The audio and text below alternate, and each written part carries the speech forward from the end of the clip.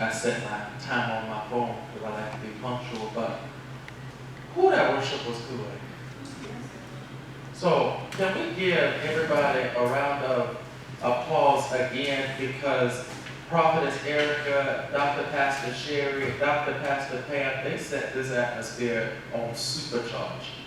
So we can just give them a round of applause and just bless them for their lives, because when I walked in, I'll give you my testimony when I'm done, but I walked in hot off the press. I've been flying all week like 90 going north, and when I hit here, it's like I hit a brick wall of fire, and I just poured in sweat, and it was like I was standing right in front of it. It was amazing. It was amazing. But what the Father has been dealing with me on is faith. Because we are in perilous times, as we all know, and if there ever was a time to have faith, maintain faith, fight for your faith, keep your faith, hold on to your faith, search your faith out, build your faith, grow your faith, plant your faith, gird your faith, it's right now. Because everything in the world would lead you to let it go. And you know what the scriptural text that I want to go to is actually 1 Timothy chapter 4, verse 1. And what it says is, but the Ruach expressly says that in the latter time some will depart from the faith, cleaving to deceiving spirits and teachings of demons, in hypocrisy of liars, being seared in their own conscience, forbidding to marry, saying to abstain from foods which God created for partaking with thanksgiving by believers and those knowing the truth. Because every creature of Yah is good and nothing to be thrust away, but having been received with thanksgiving, for through Yah's work and prayerfully coming together, it is sanctified. So, I'm told here by Paul that the Ruach expressly said that in the end, people are going to be leaving the faith.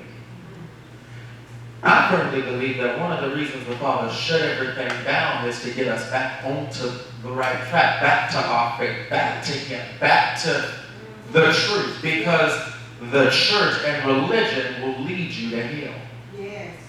That's where it's leading so many people, and that's why it's so important that all of you are here. Even you. Because you don't save your friends. Even though you don't know it.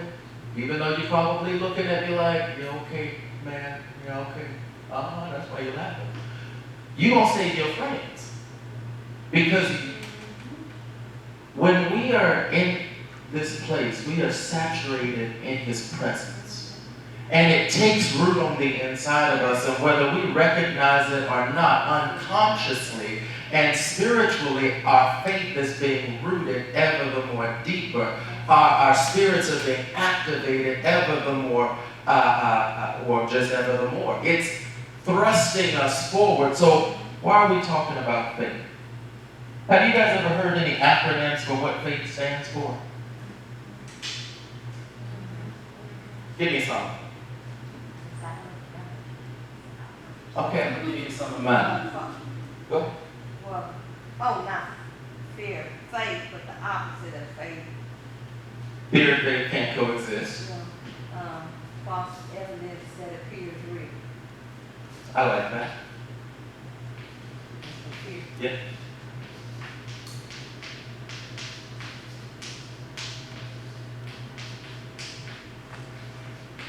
That appear real.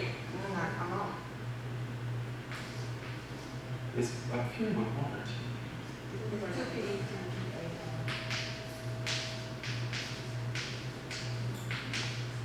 So we have faith.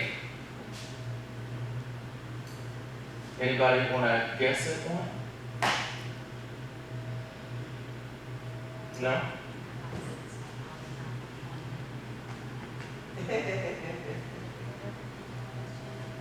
See, what I call faith, this is what I call it.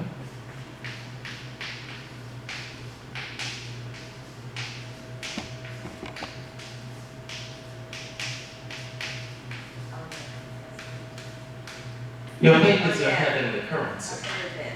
Yeah. Okay. Oh, I'm getting to that. But this is what I call it. But one of them is forsaking all.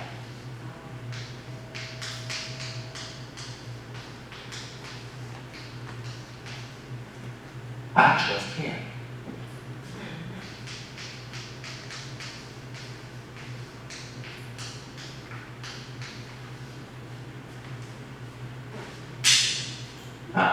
How can I apply this? My Bible tells me, my scrolls say to me, because they read to me sometimes.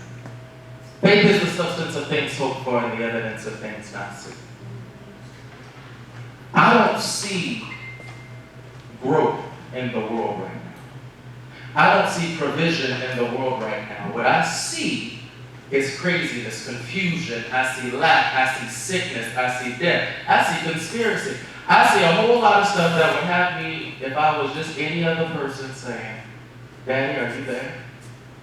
But if I hold on to my faith and I say, I'm going to forsake all of what I see, and I'm going to trust in my daddy. Here's my testimony. I have been in business and what I do for 15 years. I love what I do. It's stressful. I fight for people's claims. I represent people. I argue with insurance companies all day long, every day, all day. But the last couple of years have been a little rough. 2 years ago, a contractor did not pay me over $200,000.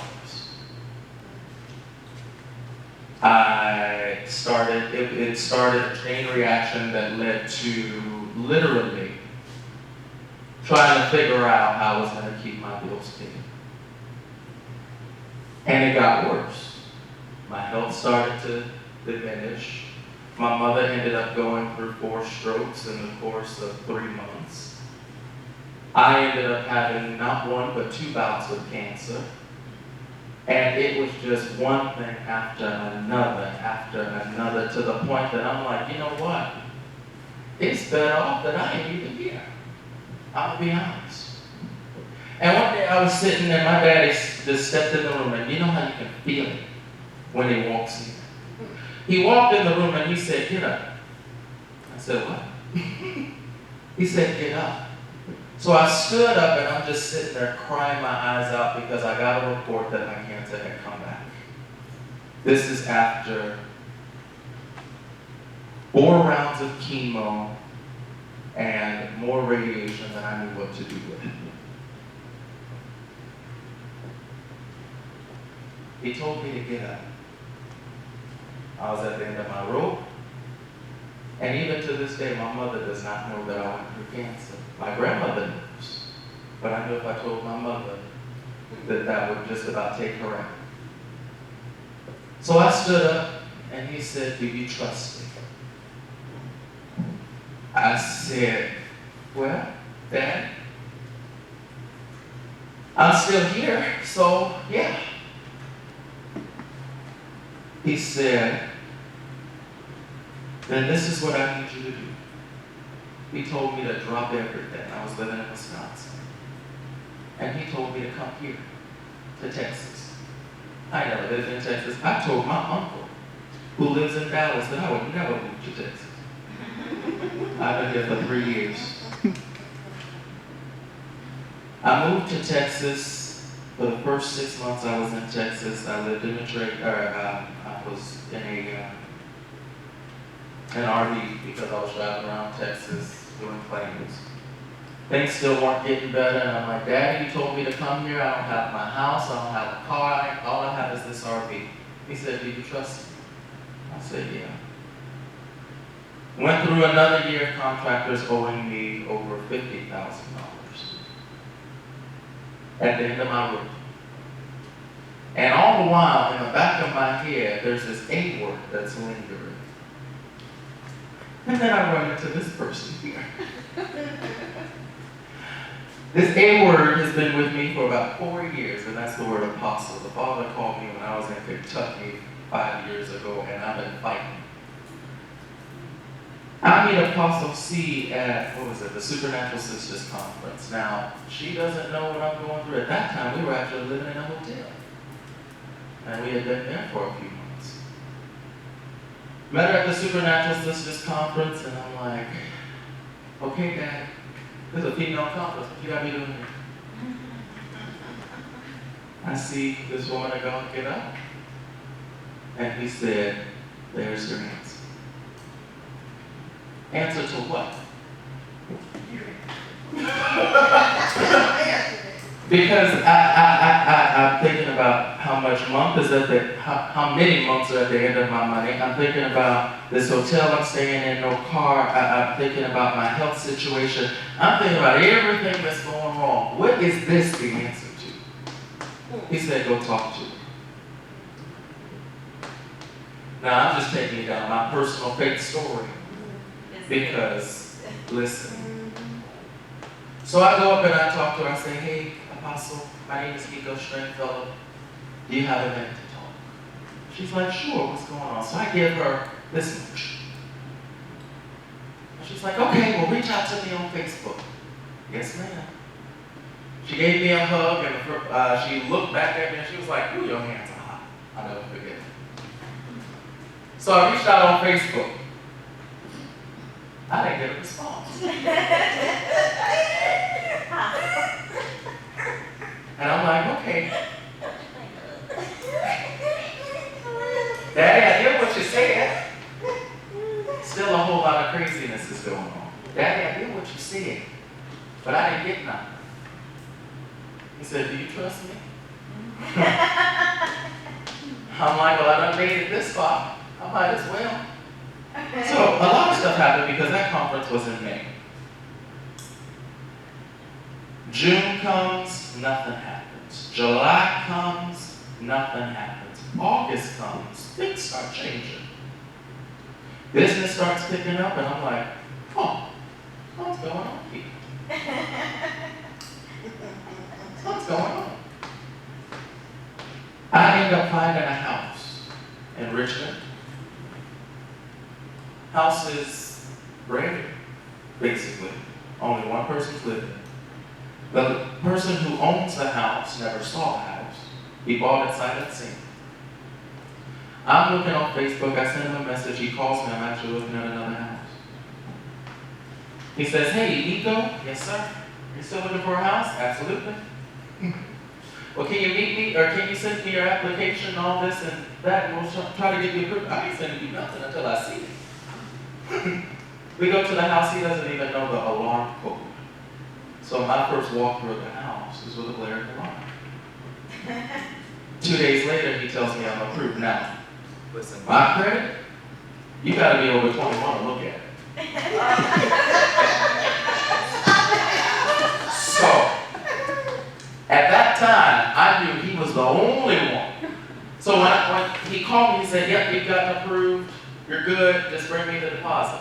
Huh? What? How much is that? $9,000. I had $90 to my name. And we were still going to church at this time. And I'm like, Daddy, I ain't got it. He said, do you trust me? Now listen, the reason I keep saying do you trust me is for a reason. We're on our way to church. And I'm sitting there, I'm driving, and all this stuff is going through my head. I just got an approval for a house. I have $90 to my name. We live an hour and a half out in Columbus, Texas. I'm driving an hour and a half into Houston to go to church to drive an hour and a half back. So I'm already thinking I at least got to put $50 in my car just so we have gas, and then I got to feed everybody. And as I'm driving, the Ruach HaKodesh says, you're going to sow a seed. Who are you talking to? Yeah. So we get to the church. Within 10 minutes of the service starting, the pastor's wife gets up and she says, now I don't normally do this. And as soon as she said it, I got kicked in the gut. I was like, okay. I'm like, Daddy, he said, do you trust me? Yes, sir. I do. She asked for a $60 seat. I'm like, oh, that was gas. because the car that I drove at the time was a big car just like the one we have, but bigger tank and premium gas. And I'm like, Daddy, That's all you do with it. Every time. so I'm like, okay, because I already know the Ruach told me to sow this seed on my way.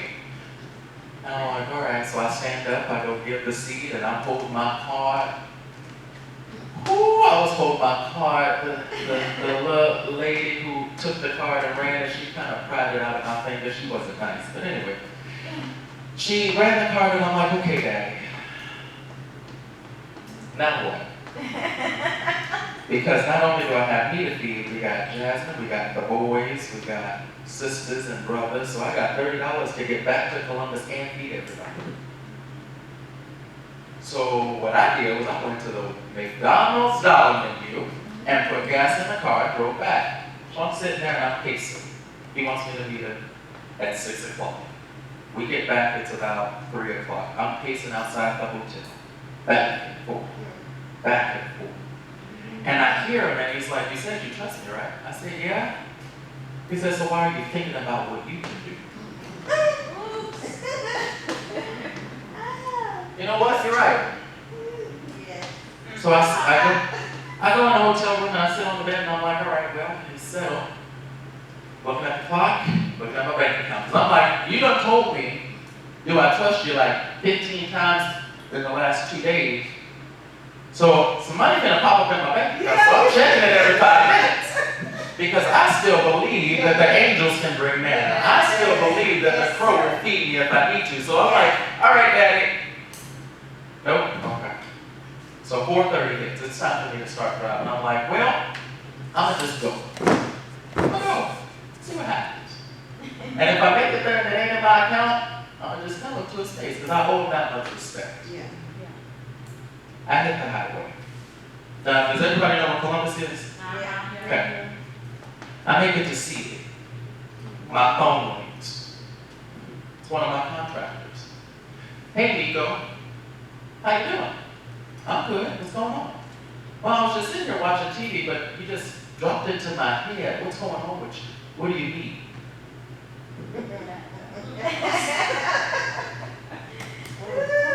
Back of my head. You said you trust me. I said, what do you mean, what do I need? He's like, I know something's up. What do you need? So, because I think $9,000 is a lot to ask out of somebody, I said, you know what? I said, Josh, listen, I just got approved for this house, I only got half the down payment. He's like, how much is the down payment? I said, $9,000, but you know, I've got half of it, so I need $4,500. He said, send me an invoice, I'll pay it right now, don't worry about it. Do you trust me? So, I'm driving and I said, are you sure? Like, I can pay you back. I mean, we've got files money. He's like, don't worry, it's a gift. Come on now. Okay. Send him the invoice. 2 seconds later, it's on my phone.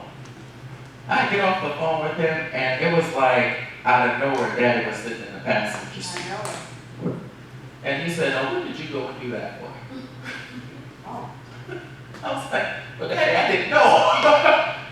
He said, all right, we're going to try to see it. I make it to Sealy. I mean, not Sealy, Brookshire. My phone rings again.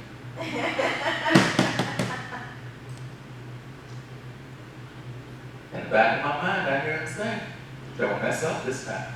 Ooh. Okay. Hello? It's a buddy of mine from Dallas. Hey, Nico, what's going on? Nothing much, sir. How are you? I'm good. Now, Sam is Muslim. He didn't even, anyway. This just goes to show that the Father would use anybody. Come on now. It's weird. I can tell you that. He said, Nico, I was just sitting here talking to Saba, and she told me to call you and check on you. And you've been on my mind all day. What do you need? What? What do you need? Because I know you're too proud to ask for help. So what do you need? I said, Sam, I got approved for this house. I only have half the deposit. At least this time I was telling you. I said, I only have half the deposit. He said, how much is the deposit? 9,000. He said, you have half? I said, yeah. Not only did he send me 4,500, he actually sent me 6,000 so that I would have money for all the utilities and to pack up and move. He said, send me an invoice, I'll take care of it. Actually, he sent it to my Cash App. And when I heard it, because I'm on the phone and my phone's up here, and I heard the little chime go off in the car, and I just started crying.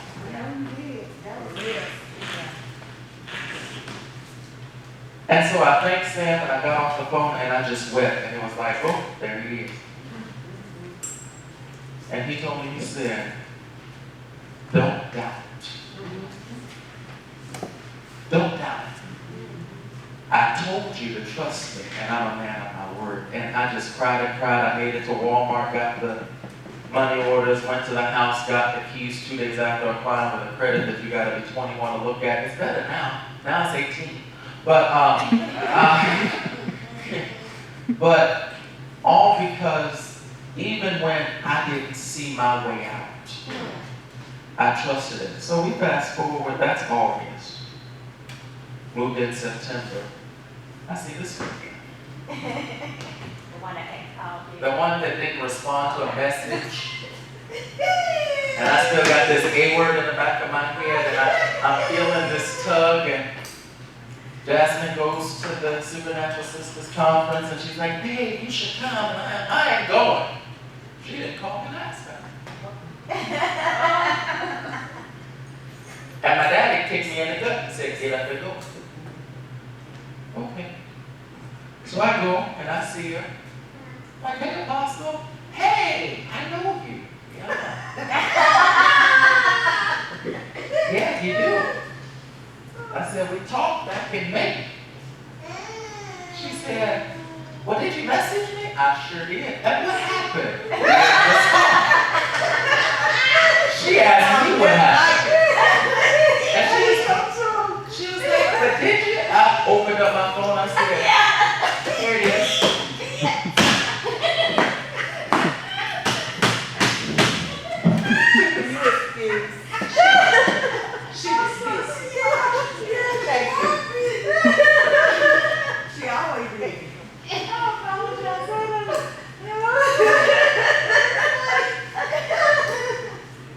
So we start talking again. She says, okay, this is what I want you to do. This is what I want you to do. Instead of Facebook, because I really don't get on there like that, and I got a whole lot of messages, and this, that, and the third, and I'm just looking at it. Because she opened her Facebook, and I see all these messages that she doesn't respond to. I'm like, call me. Okay, that's good.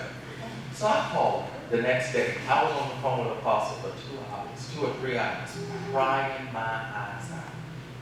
Because I just let it all out, and she, you know what, I ain't gonna go there yet, but she gave me exactly what I needed. And the Father, as soon as I got off the phone, I was standing outside on my brand new patio, and the Father said, I told you to trust me. And ever since that day, I've been coming here, I've been growing, the Father has been faithful. So, I started the story with how much people didn't pay me. Today I signed a contract for a city that I'm representing, the city of Trinity, Texas.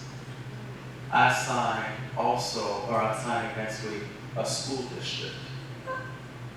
I have gone from 0 claims at the beginning of this crisis to more than I know what to do with. Just yesterday I had to hire 5 people. So, forsaking all, I trust him. He turned that into something else for me.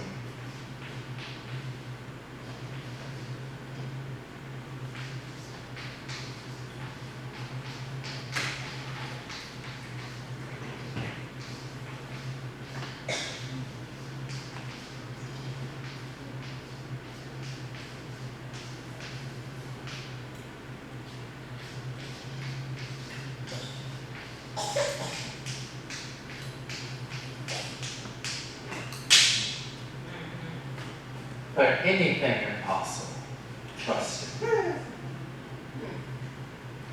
Now, I say anything impossible because The Father put a whole lot on the inside of us.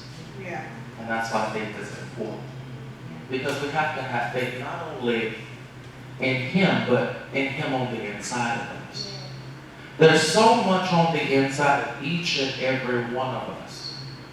And I firmly believe that tonight was a night of activation. Tonight was a night of acceleration to open us up to more of who we are.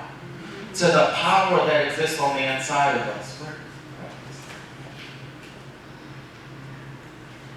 See, my Bible tells me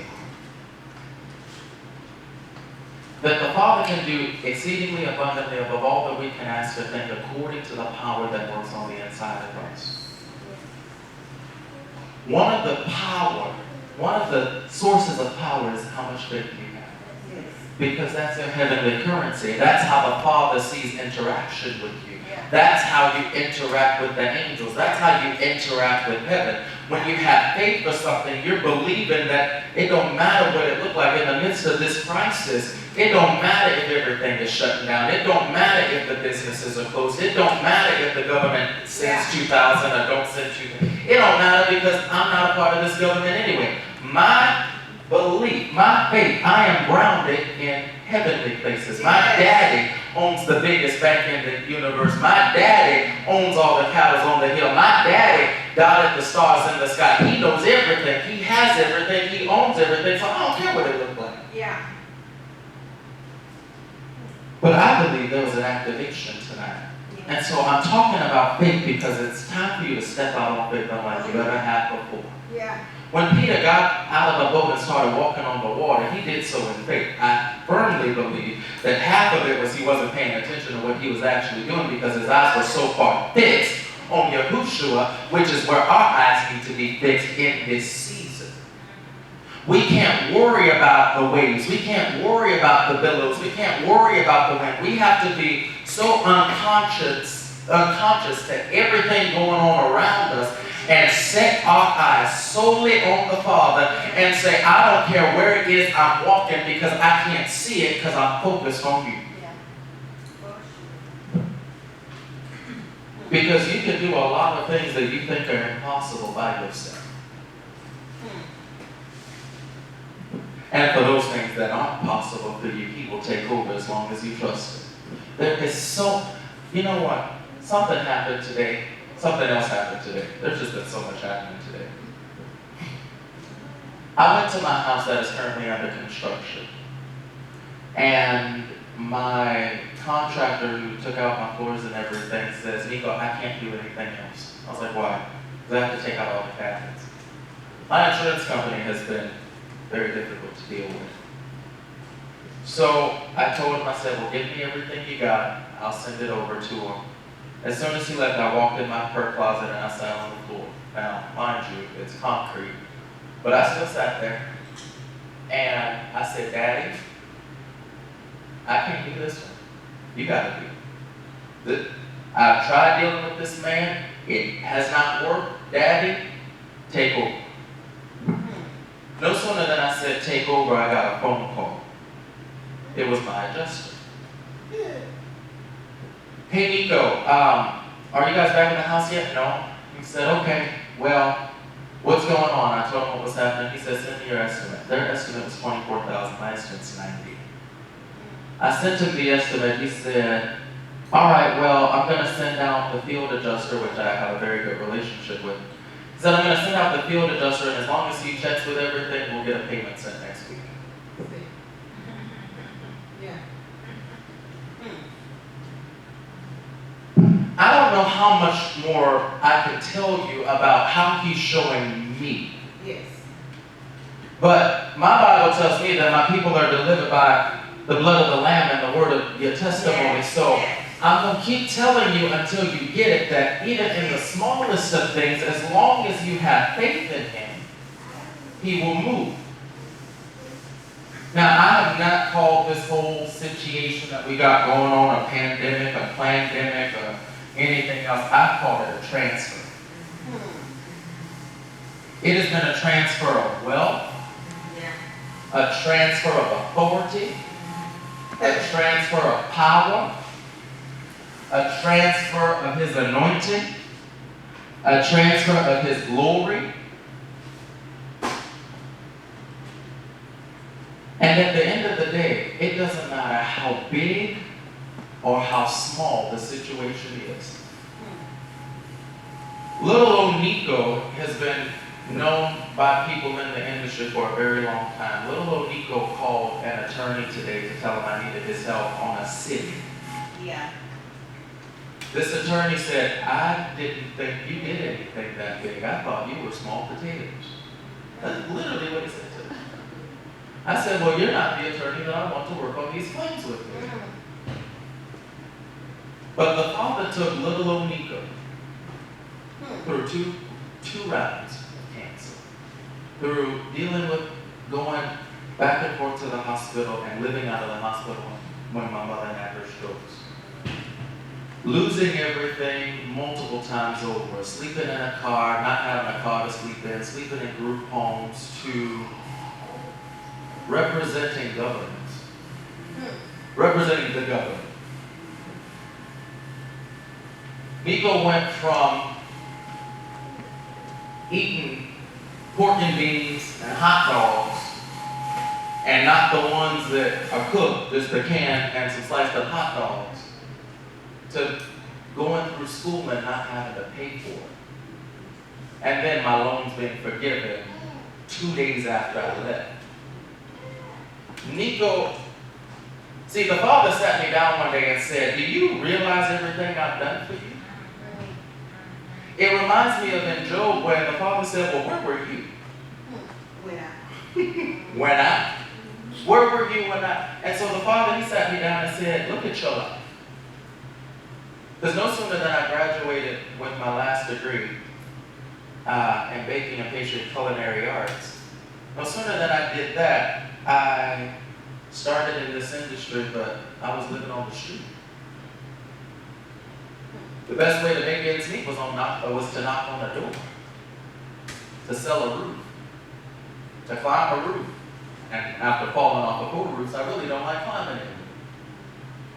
But he took me from that to having a $620,000 house in Wisconsin. And then telling me to give it up and move here.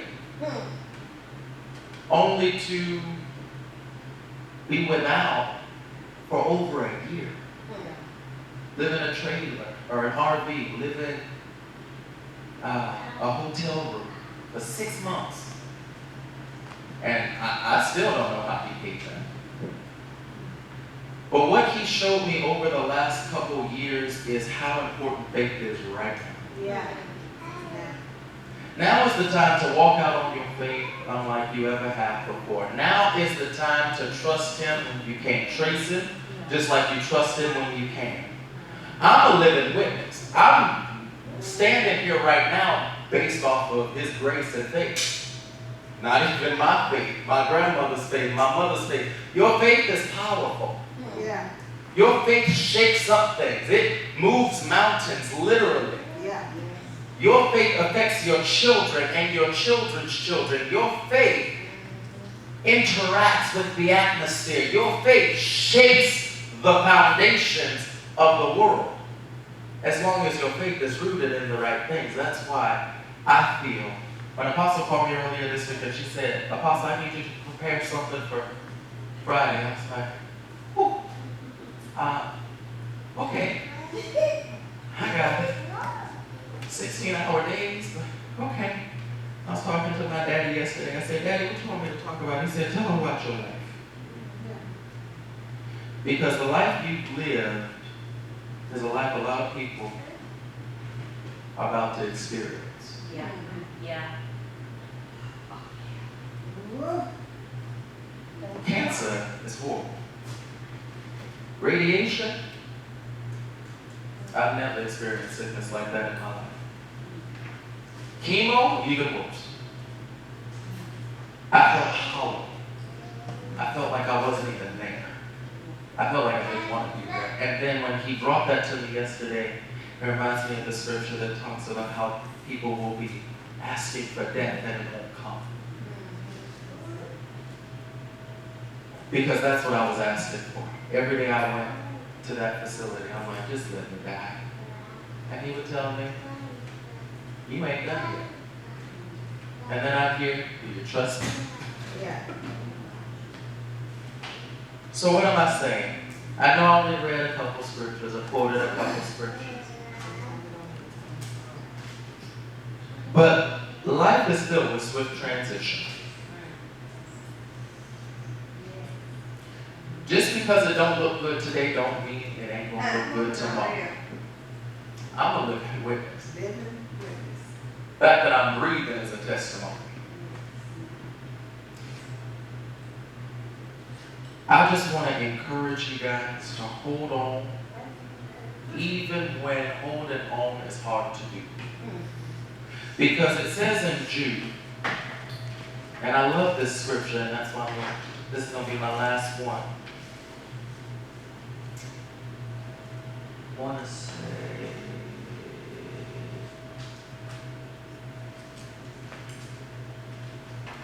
Jude 3, it says, having made all diligence to write to you about the common salvation, beloved, I had need to write to you to exhort you to contend earnestly for the faith once delivered to the saints. Can I see a King James version? Mine is the literal.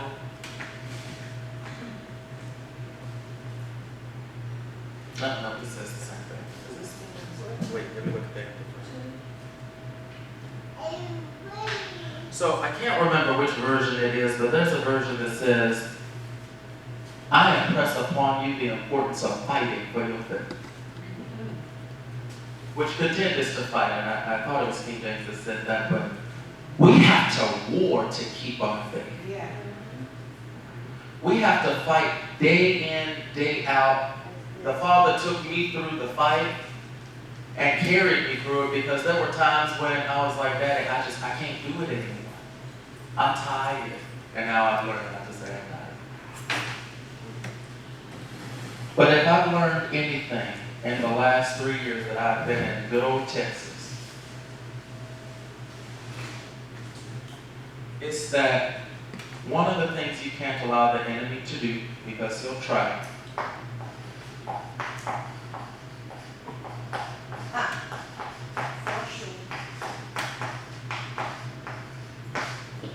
you can't allow him to steal your hope for tomorrow, your hope for today.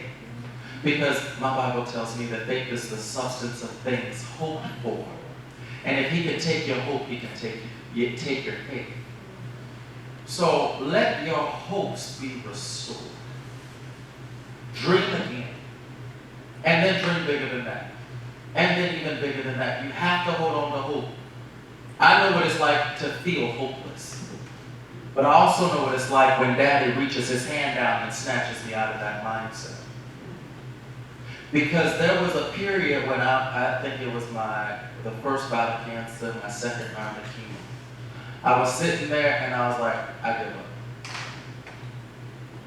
I've been raised in church all my life. Faith is just as much a part of me as anything. My grandmother made sure I knew that book right there, front to back. I had a relationship with my daddy. I've been speaking in tongues since I was 7, preaching since I was 9. That's all I ever knew. But I reached a point when I was like, I can't take it. This ain't fair. And the one thing the Father said to me, and he said it very clearly, he said, if my own son had to go through, who are you? So, you don't want him to steal your hope. Even when, I don't care if you get your foot run over by a car 10 times in the same week. Don't let him steal your hope that you're going to walk again. Yeah. Even when you don't have food, money, clothes, seek first the kingdom, and all that other stuff will be added. I've learned that personally. I could tell y'all some stories that would probably make your skin crawl. But the Father has taken me so far and through so much. And I just want to encourage you on this night to restore your heavenly currency. Build your heavenly currency. Interact with heaven, because it's waiting on you. Bless you. Yes.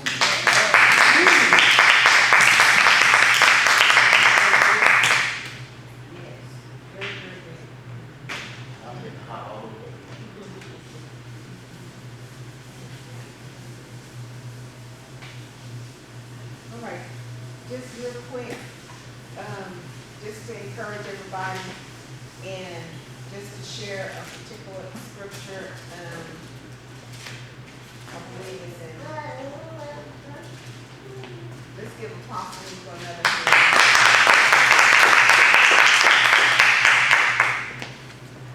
And I believe it's in Zechariah.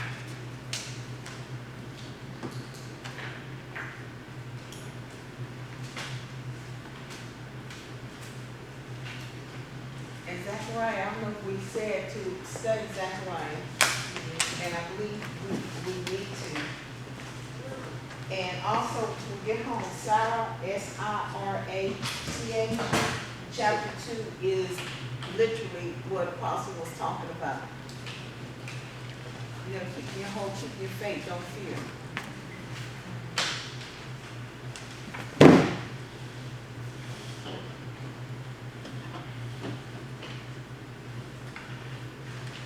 It says in Sarah chapter 2, I'm just going to go just say this a little bit. It says, my son, if you come to serve the Most High Yah, prepare your soul for temptation.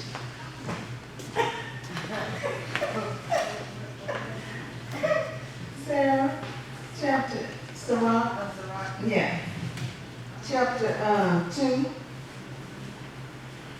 My son, if you come to serve Yah, the Father, prepare your soul for temptation. Set your heart right and constantly endure and make not haste any time of trouble. Isn't that delicious? Yes. We gotta keep our hope. Yes. Look what it says. Cleave unto him and depart not away, that you may be increased at the last end. In other words, so you can finish your course. While you've been pressed on every side. When you make a decision to serve the Father, and there's an expectation that comes, temptation.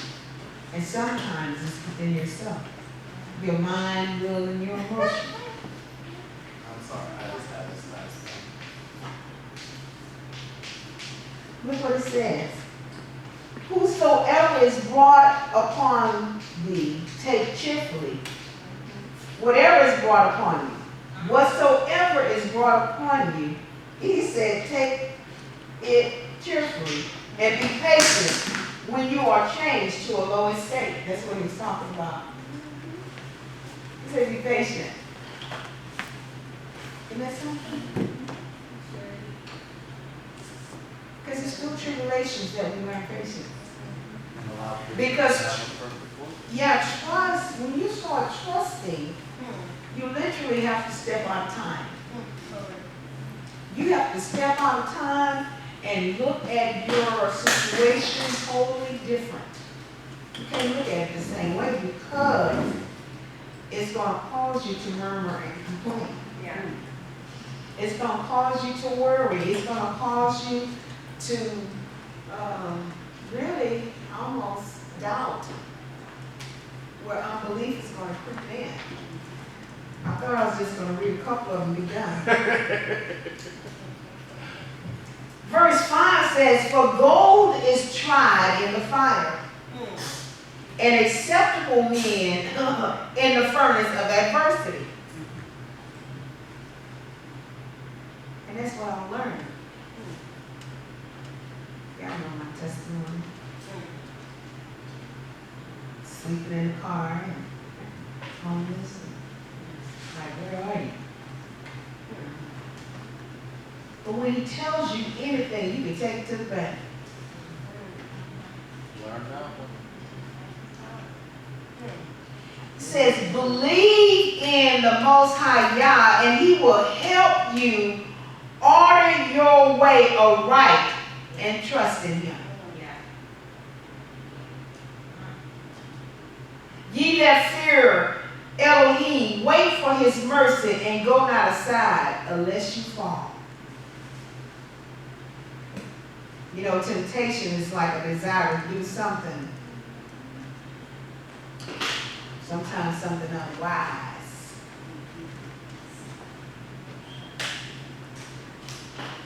That's how much you want to read the rest of it because it's so sure enough delicious.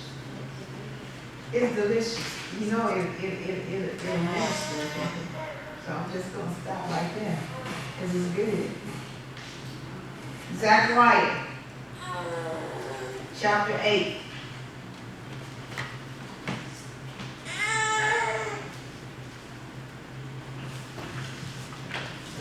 He said, let your hands be strong. Y'all see that?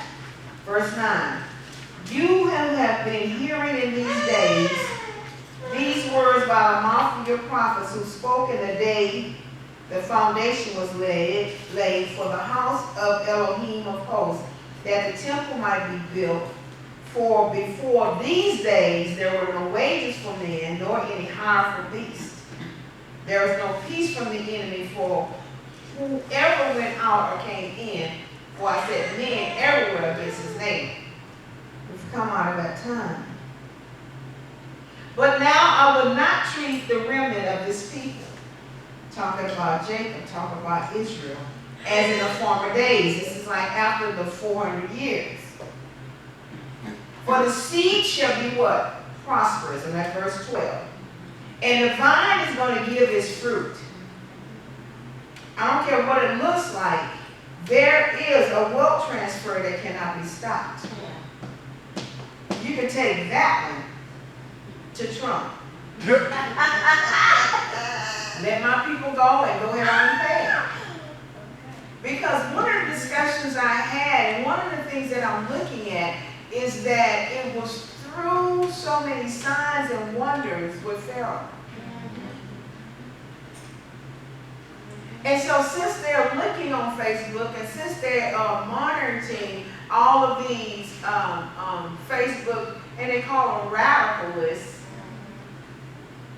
and so most of the Facebook pages, including myself, said, let the people go. And because things will not ease up, as a matter of fact, it's getting a little tighter, they know to let the people go. And go ahead on with the wealth transfer. Look at this. For the seed shall be prosperous, the vine shall give its fruit, the ground shall give her increase, and the heaven shall give her dew. I will cause the remnant of this people. Who's the remnant? Us. To do what? Possess all these. See, this is the hope that we have that he can't lie. Listen. And it shall come to pass, just as you were a curse among the nations, O house of Jacob and house of Israel, so will I do what? Save you, and you shall be a what? Blessing. Do not what? Fear, but let your hands be strong. Listen. For thus says Elohim of hosts, just I determined to punish you when your fathers provoked me to wrath, says the Most High Yah of hosts.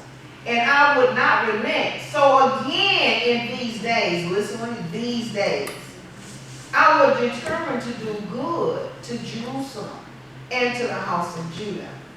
He says again, what? Do not fear. It's something when he purposes to do something. Yes, when it's already a finished deal, because he ends, everything is ended from the beginning. Everything is already, he called those things that be not as though they were. It's already finished. Look what he says. These are the things you shall do. This is what we shall do. Y'all ready? Speak each man the truth to his neighbor. Yes. Give judgment in your gates for what? Truth. Justice and what else? Peace. Let none of you think what? Evil where? In your heart against your neighbor. Do not love a false oath. For all these things that I hate, says the Most High Yah. Y'all see that?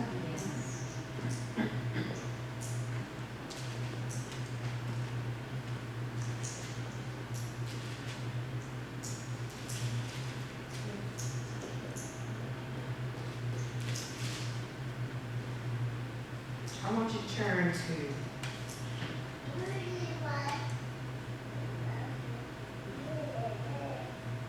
I want you to finish reading this at home. Notice I'm giving you a lot of homework. Because we gotta get used to reading.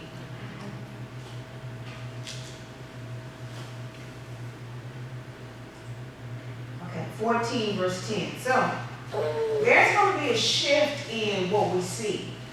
And we have to get ready for the shift because it's going to be almost like a sci-fi movie. Some weird things are going to happen. And some weird things that we're going to see because this is the end time, and there are even some demonic foes that were in the ground that will come up because their time of captivity is going to be up. Yeah. And so it's going to look like sci-fi, and I'm telling you, we have to be ready because we cannot fear because he's already equipped you. That's why the frequency has to be heightened on us in the inside. Because we're going to have to know the difference. Look what it says.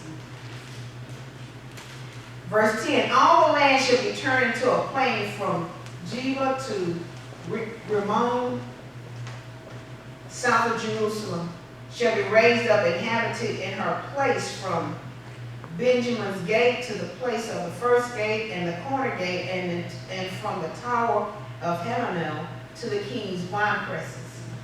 He says something's going to be leveled out. So that might be a bomb. Is going to take place. All the land should be turned into a plain. Do y'all see that? That means it's going to be leveled what? Out. So some type of bomb or something is going to occur. Look what it says. This is going to be key. The people shall dwell in it, and no longer shall there be utter destruction, but Jerusalem, talking about us, shall be what? Safely inhabited. And this shall be the plague with which the Most High Yah will strike all the people who fought against Jerusalem. Now this is the thing that amazed me. Their flesh shall dissolve while they stand on their feet. That's some kind of radiation. Their flesh shall do what? Dissolve while they stand on their feet. Look. Their eyes shall dissolve in their sockets. Do y'all see that? We're still talking about the end times. That's why we can't be hoodwinked and think everything is cool and everything is copacetic, because it's not. The virus is still here, especially in Texas. But the Most High has made us resilient. I love it. Now check this out. And their tongues shall dissolve in their mouths. That looks like some kind of zombie movie. Look at this. And it shall come to pass in that day that a great panic from Elohim will be amongst them. Everyone will seize the hand of his neighbor and raise his hand against his neighbor's hand. I looked at that, I said, I don't understand. Then I thought about, at the point I'm saying, help me, but then when you give me your hand, I grab your hand with the same hand I'm going to fight you with. But it's deception. That's why we got to have discernment turned up like never before. Because they're going to come looking one way, help me. As soon you put your hand out to help, they grab your hand, and with the same hand, they said they're going to fight you. So what is it going to take? Huh? It's going to take discernment by any means necessary. It has to be heightened up. It says it right here. Their flesh shall dissolve while they stand on their feet. Their eyes shall dissolve in their sockets, and their tongue shall dissolve in their mouths. That's some kind of plague, or some kind of bomb, or some kind of radiation. And it should come to pass, he's still saying in that day, that a great panic is going to come, and everyone will seize the hand of his neighbor. Did you see that? And raise his hand against his neighbor's hand at the same time.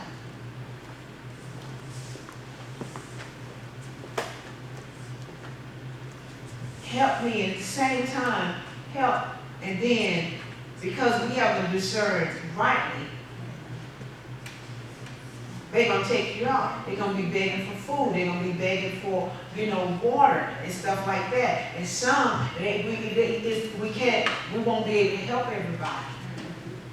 But we don't know we can't help everybody because if we don't allow discernment to be turned up.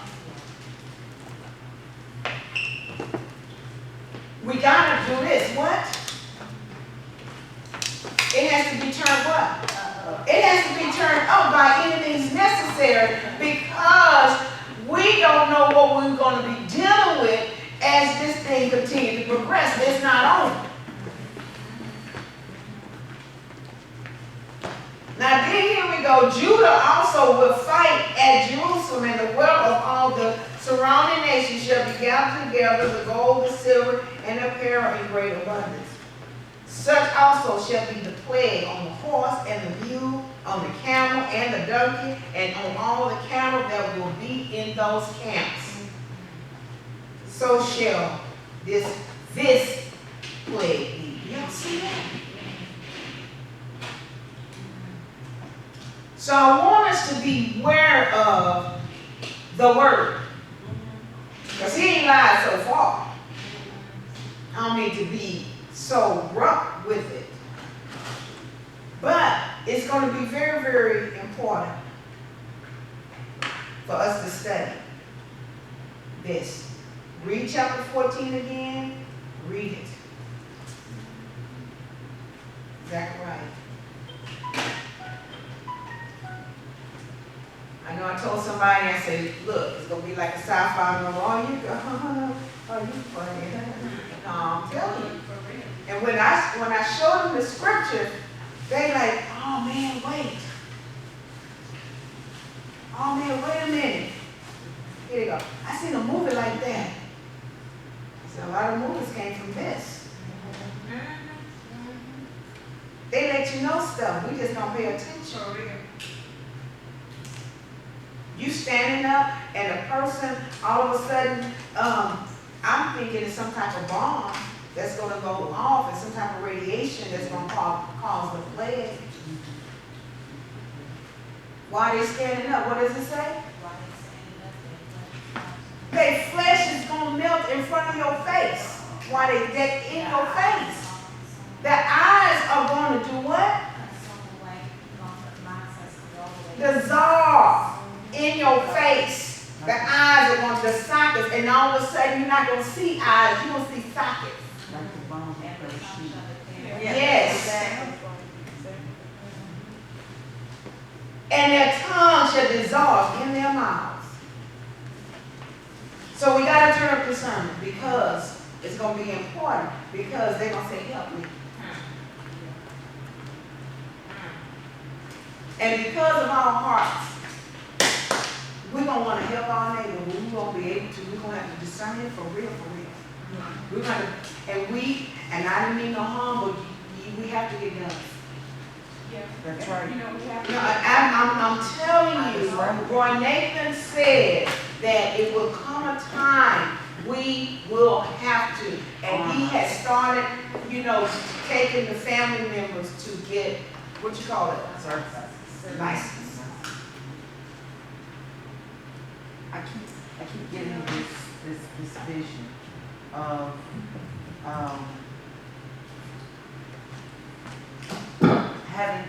communities having to barricade. I keep getting this vision of the community having to barricade themselves in. It's the truth. Having to, I'm sure y'all having this to later. pull together and bear arms. For, let's just say, take an apartment complex, for example. We would have to, the neighbors would have to band together, but then of course, like you said, they're gonna ask for help and they're going to come against you. That will be the ones that are let's take the, heart.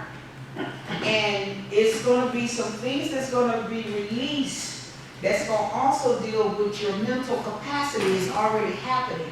Right now, mental illness has heightened up in a tremendous way because a part of even the 5G, it deals with your mental, your intellect, it deals with your mind. During Harvey, you know how this is the example that I want to give for when you say they'll reach for your hand and then they will turn on you. During Harvey, just a case in point was that people were hungry. The stores were closed. You know, I got a little concerned that we were going to see this during this pandemic.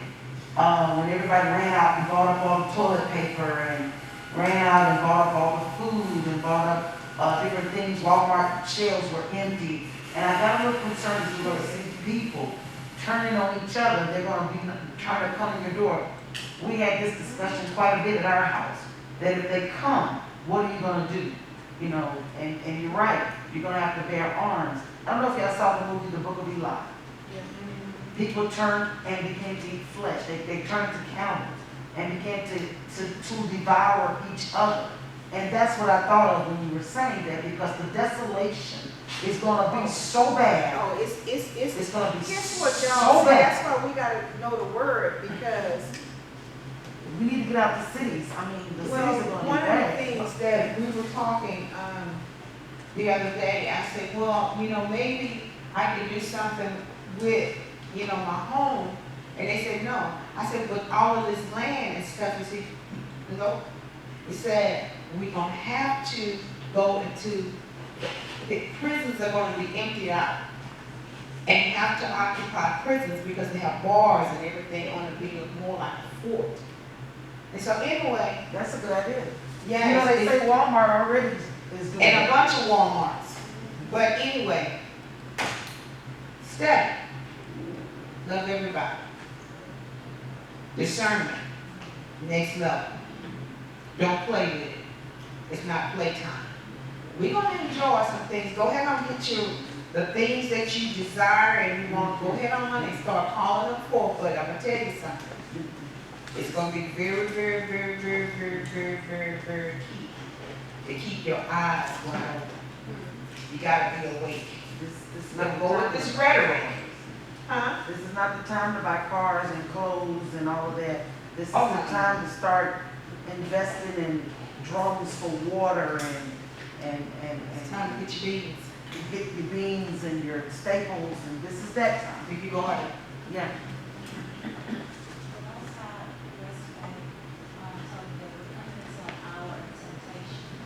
We're coming to an hour of temptation, and so that's something that we're gonna talk about a little bit deeper, because we have to be a prepared people. I think it's Proverbs 27. Just looked it up.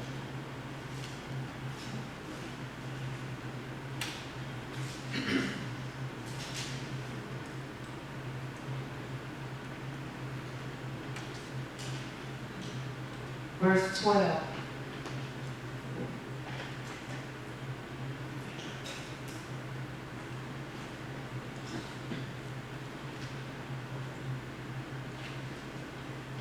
We have to be wise. Y'all have it? Look what it says. A prudent man, what he does? Foresees what? Evil, and does what? Hides himself. But the simple pass on, and they are punished. A prudent man foresees the evil. In other words, he prepares himself and he hides himself. Okay? Let us stand.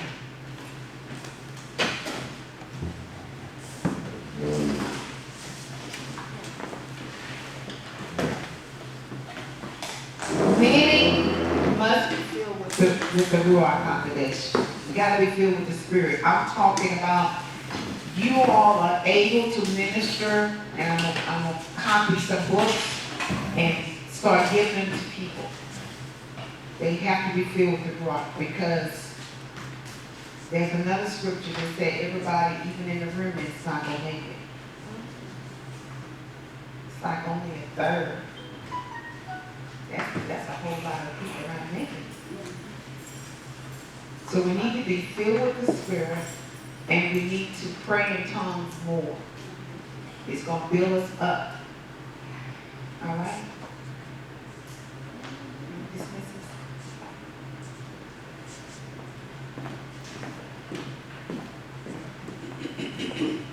Father, we thank you for this time, first of all, around your word. We thank you for the word of faith that is being released, for it's our faith and our trust in you that shall sustain us and keep us for the hour that is to come.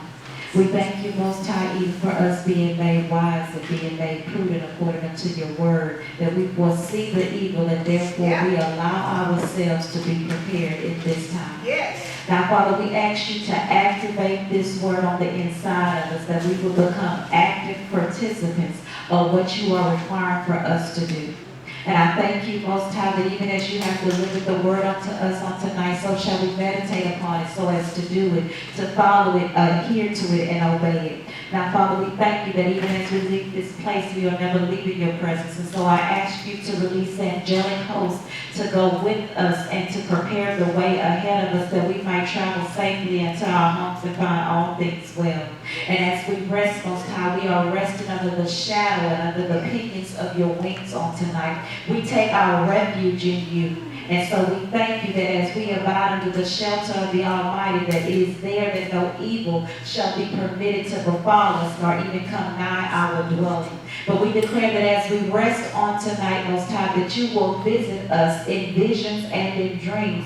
And we would heed the instructions of the apostle on tonight. We will pay attention to our dreams, because you are forewarning us, according to the truth of your word, that as men sleep upon their bed, you visit them in dreams, you give them a warning, you hide and you seal the instructions on the inside of us, and you keep us from pride. And so I thank you on tonight, Most High, that you are sealing this word on the inside of us, and we will awake and walk in the Issachar anointing, knowing what we ought to do in this appointed hour.